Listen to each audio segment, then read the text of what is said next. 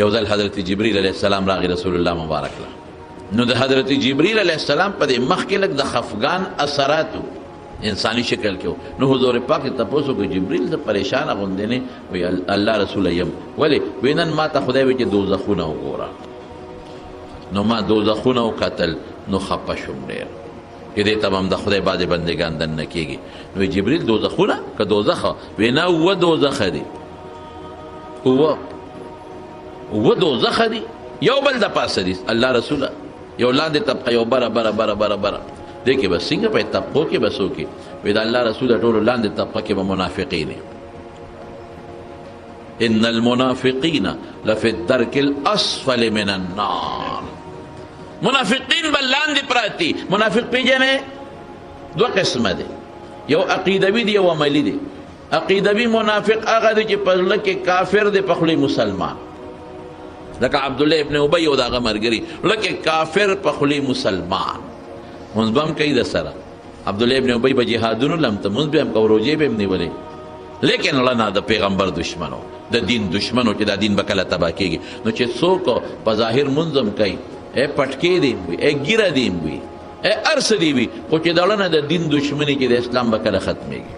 دا مسلماني به کله ختمېږي، دا د مسلمانانو د عمل به کله تباه کېږي، دا منافق دی، دا خطرناک شی دی، دی بلاندې درجه کې. دا ګورې زمونږ په دې وطن کې بعضې خلک راوته دي خفه کېږه ما، بعضې ښځې او سړي دي په دې کوڅو کې ګرځي د دین خلاف. مخکې ورځو کې سوات ته تلم، سوات یو مولانا صاحب خبره کوله چې یو د انجیوس ښځه وه جنۍ وه، دا خو بربنډې ګرځي، نو دا یو کور ته ننوته او په هغه کور کې یو ښځه ناسته وه د کور کار یې کو او مخامخ په اخور غوا تړلې شوې وه. ګوره اوس ښه د دین دی دشمنۍ ده. اوس دا د انجیوس دا جنۍ چې دا نیمچلو پټی په سر ده او مټې ښکاره دي او لاندې پنډې د ګیټې هم ښکاره دي او نرۍ جامې چولې دي او سر تور دی، نیمه بربنډه ده. دا اوس هغه ښځې ته وایي ته څه کوې په دې کور کې؟ هغه ښځې ته وایي او ته څه کوم؟ خو د کور کار کوم که نه. وی بار نه ګرځې؟ وی بار څه کوم؟ نه څه کار روزګار؟ وی کار روزګار مې خاوند کوي که نه، خطاړو بار وځې؟ نه نه به دې کور کې هم که نه. او زمونږ پښتانه وي ښځې له خو یا کور دی یا کور. ښکلې خبره ده. وقرن فی بیوتکن، کورونو کې کښېنئ، ولا تبرجن تبرج اوزیر وځه، خو د جاهلیت د ښځو په شانتې نه. نو زه خو په دا کور کې ناست یم، ښه نو بار کار روزګار بار ته نه وځې؟ نه. ولې؟ نو خاوند راوړي که نه؟ خاوند راوړي، ډوډۍ راوړي، هر څه راوړي او ما ته ږدي او زه وله خدمت کوم. نو د جیو دغه جنۍ ورته وایي وایي ښه نو په تا په دې غوا کې څه فرق شو؟ دې غوا هم بار دنیا ونه لیده او تا هم بار دنیا ونه لیده. ګوره اوس ښه دی تخرې ته، دې غوا هم بار دنیا نه ده لیدې او تا هم بار دنیا نه ده لیدې. غوا له هم ګیا راوړي خوري او تا له هم خوراک راوړي خوري، غوا هم خدمت کوي، روپۍ والا ورکوي، سوټې والا کوي او ته هم والا لګیا خدمت کوي. نو په تا په دا غوا کې څه فرق شو؟ دا ښځی په دې پوهېونه چې نیکبختې بهر وځه وګرځه چې دنیا ووینې، سړی یې هیله ورته یې نه ته غوا کې څه فرق شو؟ وایي چې دا خبره یې ښځې ته وکړه نو دې کې د دې کور والا خره را دننه شوه، د خرې خو بر په سارا سري که نه را دننه شوه. ښځه ورته وایي هغه انجوز والا جنۍ ته او وایي دا خبره خو دې ټیک ده چې ما او دې غوا کې فرق نشته، خو ستا او دې خره کې څه فرق دی؟ دا خره هم بار ګرځي دنیا اینې او ته هم بار ګرځي دنیا اینې،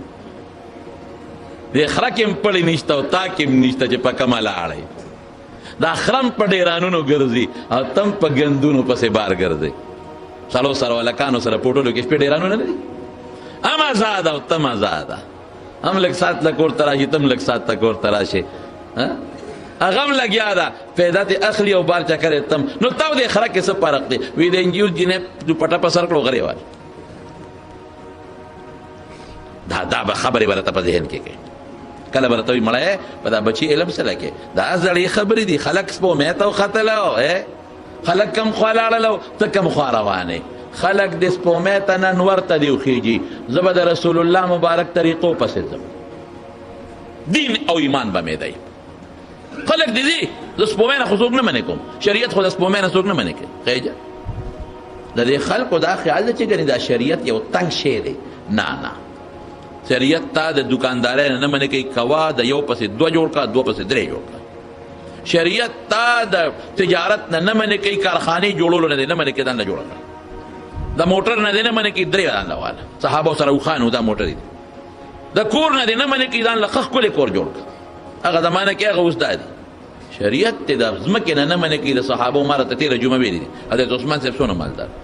عبدالرحمن ابن عوف رضی الله عنه څونه مالدار حضرت طلحه دونه مالدار او دومره روپۍ به ورسره چې هغه دا غټې روپۍ به زنګ کېږي نو دا به په نوکرانو نه شوی صفا کولی دونه وي نو په میدان به یې واچولي نو اوښان به یې پرې ګرځول په هغې به یې صفا کولی عثمان صاحب څونه مالدار نو دا د خلکو دا خیال دی چې کني که ما چې ته په بچي علم وکړه یا ګیره مې پرېښوه یا پټکې مې په سر کړه یا د ملا صاحب ته نږدې شم یا د پیر صاحب ته نږدې شم نو بس زه په قلا کې بند شم او په کوټه کې بند شم نه ولې موږ به ډوډۍ نه خورو ته به نه خورې دا ملا به نه خوري دا خلک به نه خوري د دنیا دا ژوند به ته نه تېروې موږ به نه تېروو دا غلطې خبرې دي حضرت امام ابو حنیفه رحمت الله علیه دونه مالدارو چې کله وفات شو په خزانه کې 450 کروڑه درهم پراتو درهم پاکستانی روپے نه 54 کروڑ 56 کروڑ شپږ 50 دا غټ خان سره دونه پیسې نشته دا خو خبره نه ده چې سړی عبدالقادر جیلاني رحمت الله علیه دونه مالدارو څومره لوی پیر دی چې جزونه به په بحري تلل او سوداګري به کوي مال ګټل منع نه دي تجارت کول منع نه دي خو خدای باندې ری یو سړی د امام احمد ابن حنبل ګاونډي لور سټک به و لورو او چې مړ شو نو یو عالم په خوب کې ولیده او تپوس یې تیو که چې وی قتل په یو خشته باغچه کې ګرځي او مزید چرچې خوشحاله دی ورته ویې لکه لوره چې مړ شوې کوم خوا لاړې وی چې مړ شومه نو دې باغ کې جنت کې او احمد ابن حنبل سره په دنیا کې هم ګاونډي هم دلته هم ګاونډي اوس څه کې هغه سره دنیا کې هم ګاونډي هم دلته هم ګاونډي دا ملا صاحب راویښ شو چې راویښ شو د لور کور ته لاړ ښه دی ته یې وله ور وډباو وی یاره یو تپوس ته نه کوم ستا خاوند خو ما ډېر ښه ولیده کشته سپینو جامو کې په باغچه کې او دا د جنت نښې ښه که یو مړی دی په سپینه جامه کې ولید دا د جنت نښې د اسلام نښې برقه ابن نوفل متعلق اخو هغه زمانه کې مړو چې کومه زمانه کې لا حضور پاک ته د دعوت ذکر نور راغلی چې خلکو ته وایي چې ایمان راوړی نو خدیجې رضی الله عنها دې تپوس وکړو وی الله رسول ورقه خدا ویلي چې که زه جمدې پاتې شم او ته خلکو د وطن نه استې مدد به دې کوم او دی مې ویلي چې دا کومه تاله څوک راغلي دي په غار حرا کې دا هغه فرشته ده چې موسی علیه السلام له راتله خو تا چې کله د ایمان دعوت ورکو د هغې نه مخکې مړ دی نو کوم ځای دی ورقه حضور پاک ورته وی ما په سپینه جامه کې په خوب کې لیدی دی او چې په سپینه جامه کې دی څوک په خوب کې ولید دا د ایمان نښی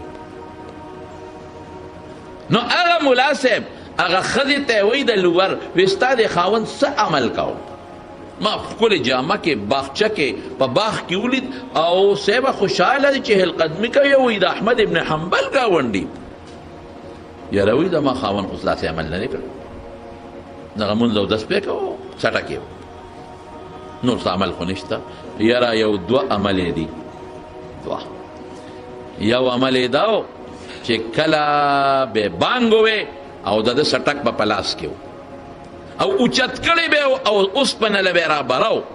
نو چې بانګ به ووې نو سټک به یې اوسپنه نه برو غاړې ته به یې کېښود جومات ته به روان شو نیمګړی کار به هم په ځای پرېښود لکه یو سړی خو وایي چې دا شی مې اوچت کړی دی ودرېږه راو خو به بروم که نه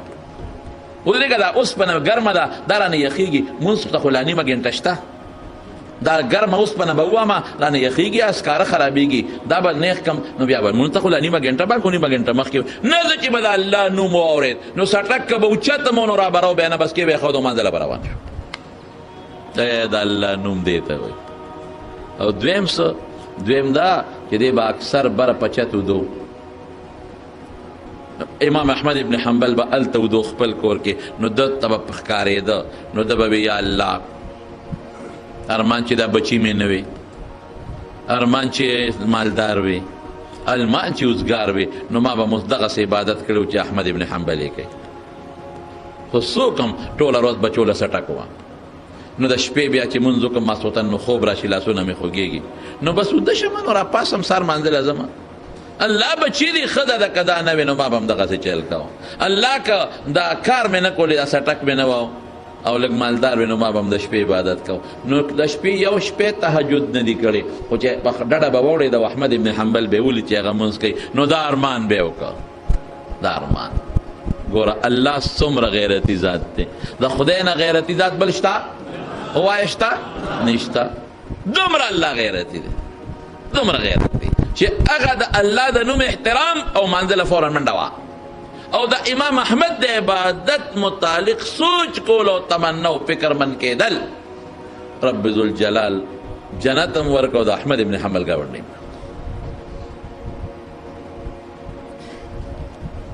په هر کیف نو څوک به راته دا وایي دا مولیان دا خلک زړو ته رسوي. هلکه ملا دې نه منې کوي دین تنګ تروش نه دی، خپل عبادت کوه، تجارت کوه، زمینداریم کوه او بخورلم هر څه، خو چې بانګ ووایي او درته آواز وشو الله اکبر او درته وایي چې حی علی الصلاة، باس دې وخت کې که ستا د زرګونو روپو هم تاوان کېږي نو هغه تاوان نه ځان بچ که دکان جرنده کا خو زه په منډه او بخور دی او بلې په خوشې کا په باړی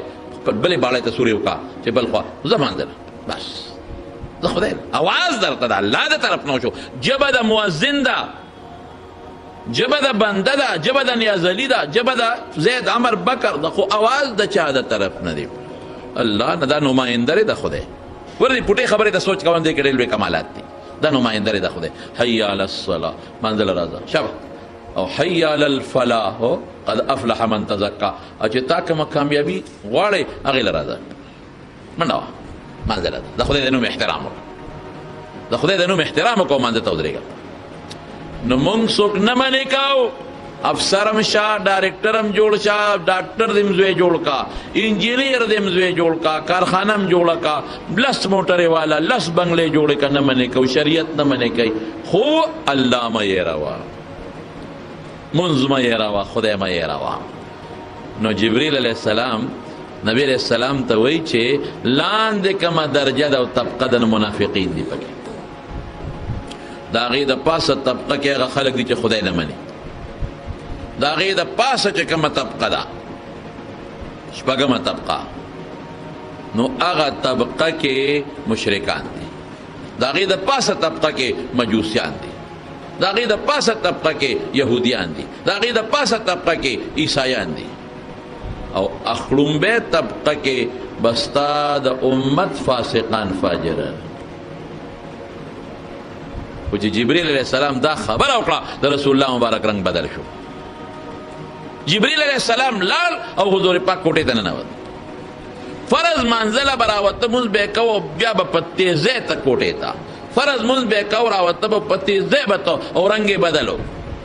صحابه حیران دي چې خدای دا په نبي علیه السلام څه چلو شو. نن خو درېیمه ورځ ده، نه چا سره خبرې نه اترې، نه بیبیانو سره خبرې نه اترې، بس فرض مونځ کوي کوټې ته منډه وایي. دا څه چلو شو؟ حضرت ابوبکر صدیق رضی الله عنه راغی دروازې وډبوله، السلام علیک یا رسول الله، د الله رسول پتا دې سلامي، جواب یې ورنکړ. دنه به وعلیکم السلام ویلي خو وی نه رول ورته. ابوبکر صدیق درې اوازه وکړه، شریعت کې امدا دي چې درې اوازه دې چاته وکړه جواب یې نه بیا ده واپس راغی. حضرت عمر صاحب ته ویې عمره حضور پاک دا څه چل شوی، چا خفه کړی دی، چا ستغه ویلې ده، څه مسله څه ده؟ فرض مونځ له روزي او مونځو کې نیغ په منډه جومات ته کوټې ته ځي او ورځان پسې بند کړي. حضرت عمر فاروق رضی الله عنه ورغه خو جذباتي و، هغه هم درې ځله سلام واچو، جواب میلو نه شو. سلمان فارسی ته وی چې سلمان فارسی رسول الله مبارک ستا متعلق وکړي دا زموږ د اهل بیتو نه ته ورشه. هغه ورغه درې اوازونه یې وکړل، هغه ته هم جواب میلو. علي صاحب ته ویل تی زومه مې او تر زوی مې ماشومې دې ته ورشه، هغه درې ځله سلام واچو، هغه ته هم جواب میلو نه. هغه وی چې ورغه فاطمه رضی الله تعالی عنها ته ویل، فاطمه رضی الله تعالی عنها له دروازې ووهله، جواب ونه شو. په درېیم ځل ورته وی بابا الله رسول فاطمه ما ته ورکوله وکړه، دروازه یې ورته کولو دورې و ورننوته. نن درېیمه ورځ ده،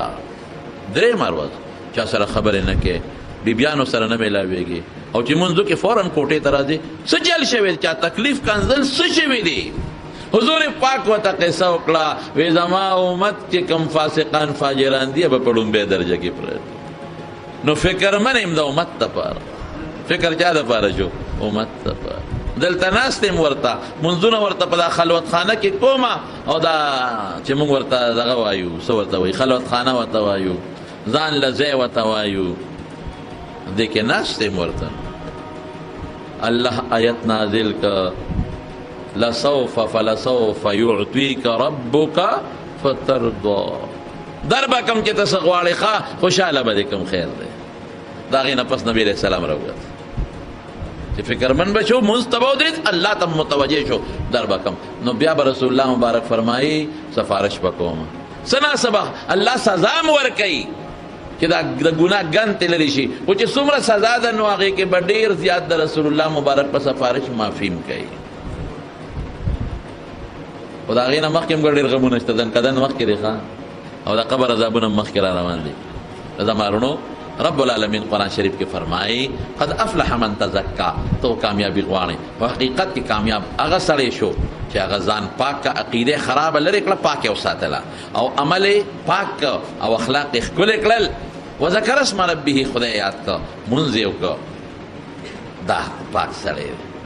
لیکن الله بیا رسو څه وایي بل تؤثرون الحیات الدنیا دا نه وایي چې دنیا کسب کې نه د دنیا کسب خو جای دی تؤثرون الحیات الدنیا دنیا په آخرت غوره کې دا نه وایي چې دنیا ګټې آخرت پرېږدې نه دنیا په چا غوره کې په آخرت د آخرت د ګټې وخت کې هم دکان نه بند دی د مانځه وخت کې هم اوبخور نه بند دی د مانځه وخت کې هم موټر نو درې په لاره نیغ تېرېږي هلته جمع ولاړه ده والآخرة خیر و ابقا الله وی خیرت ګوره ډېر بهتر دی د دنیا نه دا خو لږې ورځې تېرې به شي د آخرت ژوند خو نه خلاصېږي ان هذا لفي الصحف الاولى صحف ابراهیم او موسی دا نصیحت ما یوازې تاسو ته نه دی دا مخکې قومونو امتونو ته هم دا قسمه نصیحتونه ما کړی زما وروڼو موږ به دنیا هم کوو د دنیا تجارت به هم کوو خو دنیا به په آخرت نه غوره کوو آخرت به اول نمبري دنیا به دویم نمبري